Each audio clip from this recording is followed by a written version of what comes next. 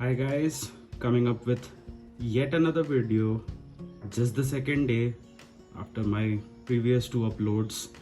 It's coming from 16 grams coffee and all of this, but shout out to my boy Rohan Desai for sending this to me. Thank you Rohan for just being there. You're the best. You are my homie, so thank you for that. Now coming to the package, now this is way less. This had a bit of plastic up back there, and it has got like its own branding, 16 grams as we can see. So these are the beans, and I'll tell you what these are. Let's unbox this first. So this comes from a roaster called Bean Rove, and it's a roaster in Bengaluru, but as they say, Bean Rove is so much more than a roastery. It's an end-to-end solution to small-scale farmers who lack enterprise to reach the market. If you are looking to invest into coffee, do check them out. Of course, none of these dudes endorse me. They don't even know that I exist or something like that. So this is pretty much it, and this is 16 grams. They are in Gurgaon. They have a shop in Gurgaon, and you can check them out. Damn good place, really nice vibe, extremely nice barista. So that's one positive thing about this thing. And now coming to this bad boy. Now this is our Bean Rove coffee, and I'll tell you exactly why is this special in a moment. Continuing the shout out to my boy Rohan. So they have sent me this sort of a postcard, Rohan, so I'll be sending you my thank you note on this one, posted, stamped, old school. You can't leave me hanged on red, because once you read it, it's red. That's letters for you, ancient tech. The other bit is this particular sticker. Bean Rove wants us to put this sticker branding somewhere, so yeah, there we go. You know what I'm gonna do? They do fit in these tiny little boxes, but what I do want to do is just put it on my grinder, so that I feel like a proper YouTuber. Like, oh god, does it even fucking stick?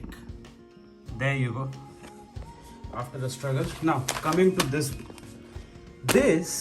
is a whiskey barrel aged coffee.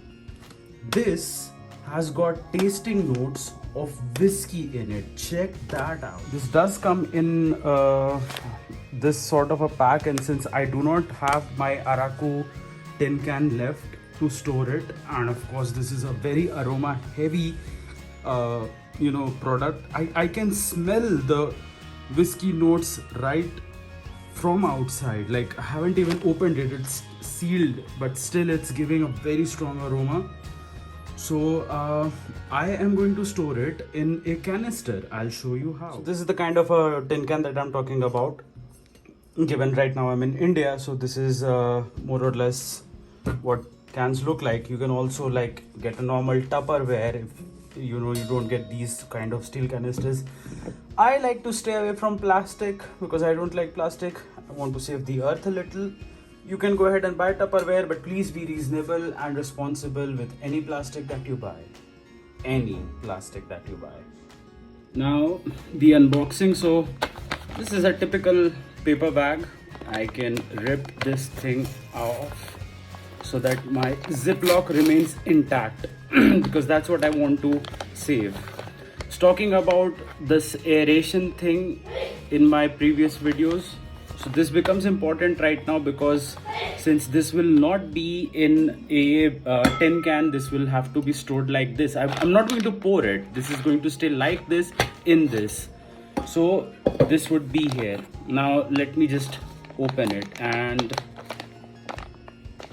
oh god. Oh. So, what can you expect?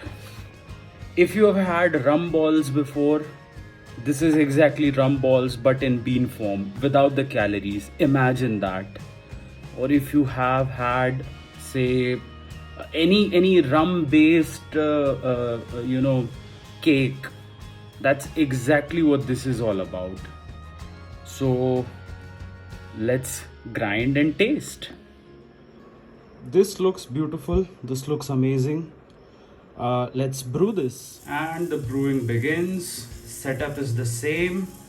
Our wire mesh, the mocha pot, and the cafe. We're back with our Lavazza cup. Here is our coffee, and let's taste it.